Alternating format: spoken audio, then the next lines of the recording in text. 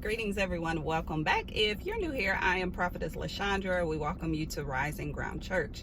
All right, so this is going to be kind of a simplified way of seeing if a thought is from God or not. Now, this is just like a quick, short list that the Lord gave me. I'm sure that there can be more added to it, and He can expound on it to you a little bit. But for those of you who asked this is just kind of a quick way to go over it in your mind so that you can examine to see, okay, is this thought really from the Lord?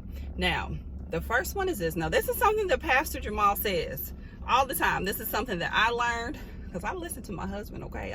I listen to who God has called him to be and what flows through him. And so this is something that has helped me out a lot, and that I kind of gauge against. And that is does it line up? Does this thought that you have, does it line up with the character, the heart, and or the nature of God, of who God is? So this is why you have to know who God is, right? Because this is going to help you to discern if this thought is from the Lord or not.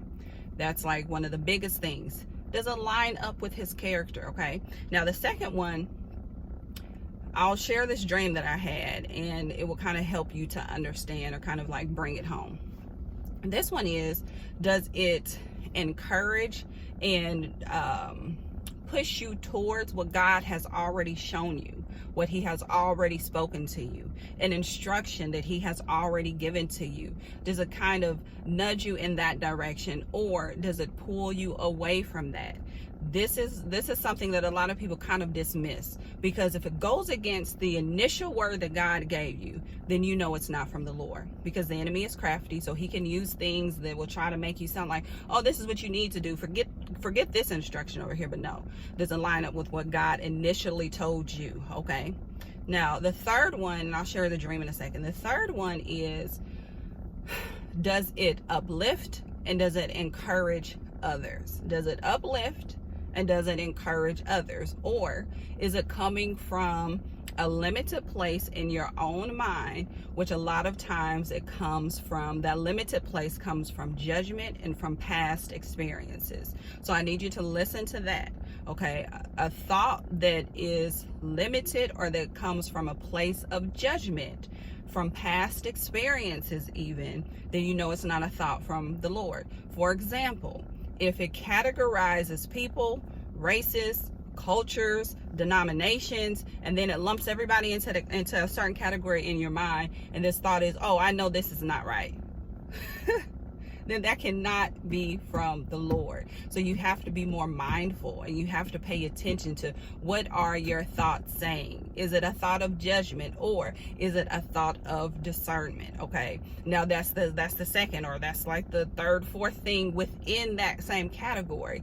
Is it a thought of judgment or discernment? You have to be very careful, because there's a thin line between judgment and discernment. Again, judgment is going to kind of pigeonhole somebody, or from your past experiences, or say that this is what happened before, when it's not lining up with the first thing, which is the heart, the character, and the nature of God.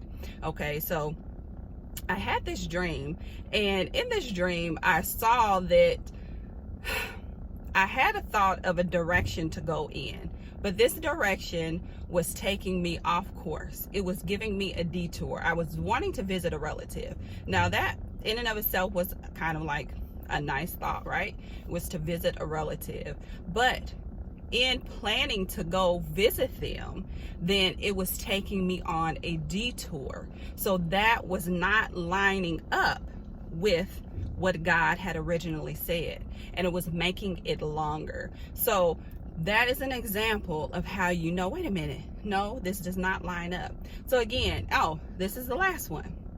This is why you have to be humble, because if you're prideful, then a thought can come in that strokes your ego, that strokes your pride, and that takes you off the path, off the course that God has for you.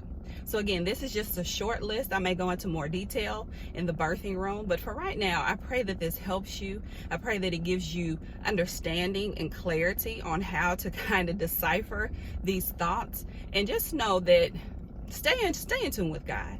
Stay in tune with God, not yourself and not your flesh. All right. Well, I love you guys. Have a blessed day in the Lord, and I'll talk to you later. Bye-bye.